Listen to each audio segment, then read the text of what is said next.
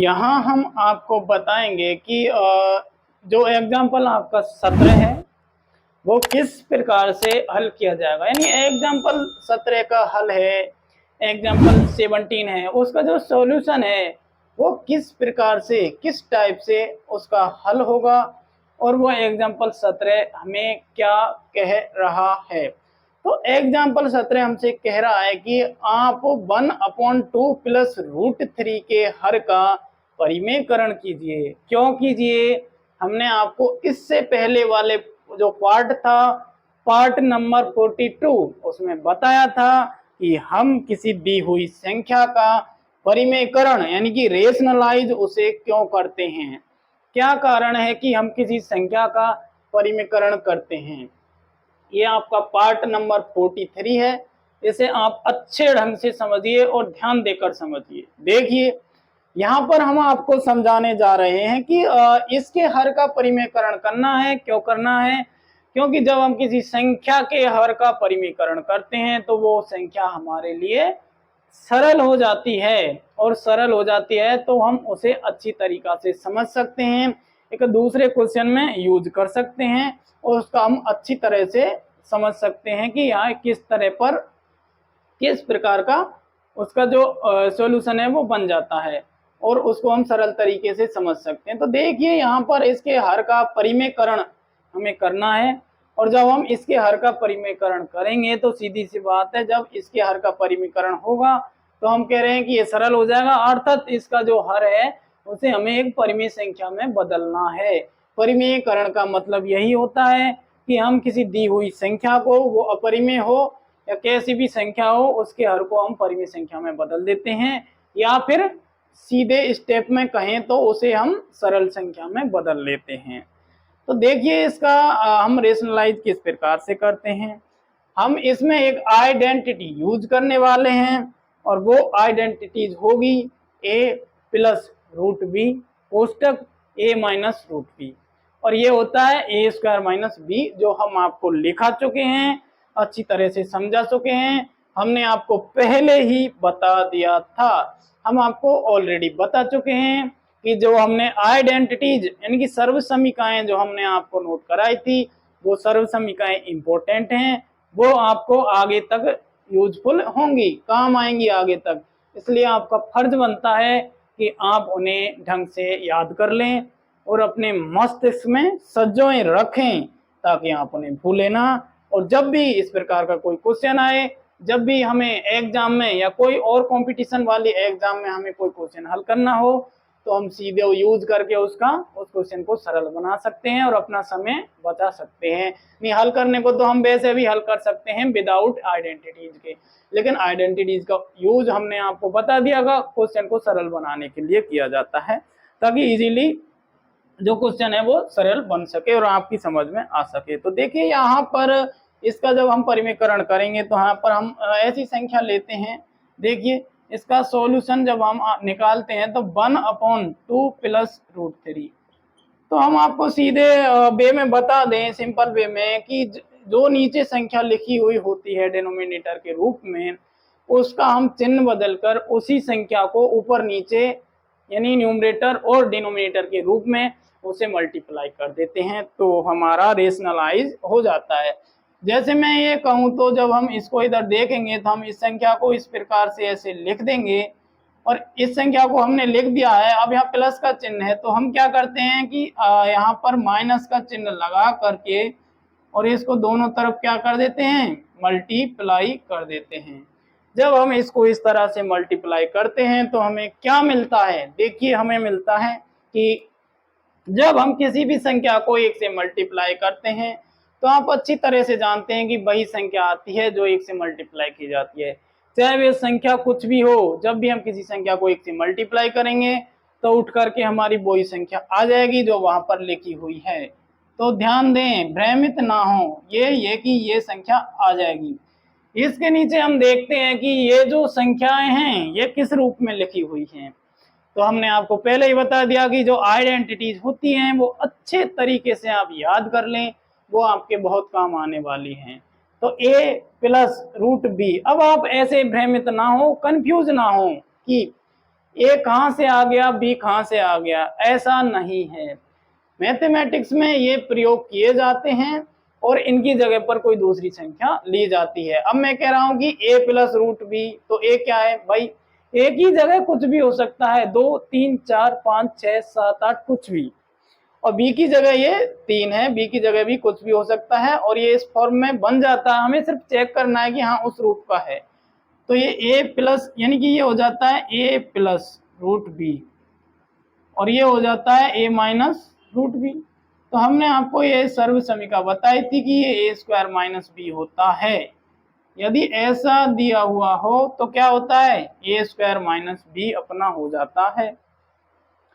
अब आप कहोगे कि हमने तो पढ़ा है कि a plus B into A minus B बराबर a square minus B square होता है। ठीक है, होता है, लेकिन यहाँ पर ये चिन्ह लगा हुआ है ना, इसकी वजह से जब b को b से मल्टीप्लाई करेंगे तो ये b रह जाएगा। यदि ये वाला चिन्ह नहीं होता तो आपकी बात सही होती, लेकिन अब आपकी बात सही नहीं है। आप समझने की कोशिश कीजिए, आप देखिए कि यहाँ पर किस प्रकार से आया है। अब जब इस फॉर्म का हो तो हम उसे direct a square minus B, यानी कि a कितना है 2, और 2 का जब यहाँ स्क्वायर करेंगे तो 2 दूनी 4, और 4 में से b मतलब 3 घटा देंगे, 4 में से 3 घटाया तो 1 बचेगा, और जब 1 में यानी कि इसमें 1 का भाग देंगे तो यही आएगा। तो हमारा आंसर यही होगा। और हम इसे वैसे करना चाहें तो वो तरीका अलग होगा। तो फिलहाल हम इससे करते हैं, तो यहाँ 1 बचेगा और इधर आ जाएगा 2 माइनस रूट 3, और ये हमारा क्या आ गया, आंसर आ गया। और अब हम कह सकते हैं कि हमने एक अपरिमेय संख्या को, या एक जो संख्या ये लिखी हुई है इसके हर का परिमेयकरण कर दिया। हर के परिमेयकरण का मतलब होता है उसके हर को परिमेय में बदलना। तो आप कहोगे कि ये तो परिमेय में बदला ही नहीं, आप तो कहोगे कि परिमेय संख्या है और अपरिमेय है, और कहोगे कि सर आपने बताया था जब हम किसी परिमेय संख्या को अपरिमेय में से घटाते हैं तो हमें अपरिमेय ही प्राप्त होती है। You are right, but try to understand that, समझने की कोशिश कीजिए कि इसके नीचे हम 1 भी लिख सकते हैं, और जो हमारा 1 होगा वो क्या है, परिमेय ही तो है। तो हमारे हर का यानी कि जो हमारा डिनोमिनेटर है उसका रेशनलाइजेशन हो तो गया, परिमेयकरण हो गया, 1 बन गया वो। अब 1 को यहाँ लिखना जरूरी नहीं है, वैसे इसके नीचे 1 रहेगा, लिखना जरूरी इसलिए नहीं है क्योंकि जब हम किसी भी संख्या में 1 का भाग देते हैं तो वही संख्या आती है जिसमें हम भाग दे रहे हैं 1 का, जिस प्रकार मल्टीप्लाई का होता है। तो आप ध्यान से समझिए, डीपली समझिए कि यहाँ पर यह आ चुका है किसके थ्रू, हमने एक आइडेंटिटी का यूज किया है, उसके थ्रू यहाँ पर ये आ चुका है। लेकिन यदि हम आइडेंटिटी भूल जाते हैं और हमें तो आइडेंटिटी आती नहीं है तो हम इसे किस प्रकार करेंगे, कोई दिक्कत नहीं है। तो आपको थोड़ा टाइम ज्यादा लगेगा और आपको एक एक स्टेप को इससे मल्टीप्लाई करना होगा। देखिए 2 को 2 से मल्टीप्लाई कर, हम इसे दोबारा से लिख देते हैं। देखिए 1/2 plus root 3 into 2 minus root 3 upon 2 minus root 3। अब हम 2 को 2 से मल्टीप्लाई करते हैं तो 2 दूनी 4 हो जाता है।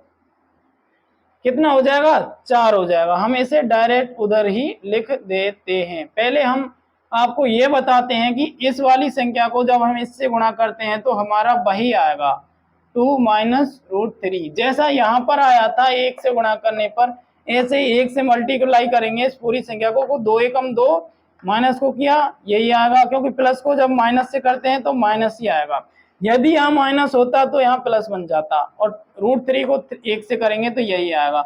अब देखिए नीचे वाली प्रोसेस, 2 को जब हम 2 से मल्टीप्लाई करते हैं तो 2 दूनी 4 हो जाता है, कोई बात नहीं, हो गया 4।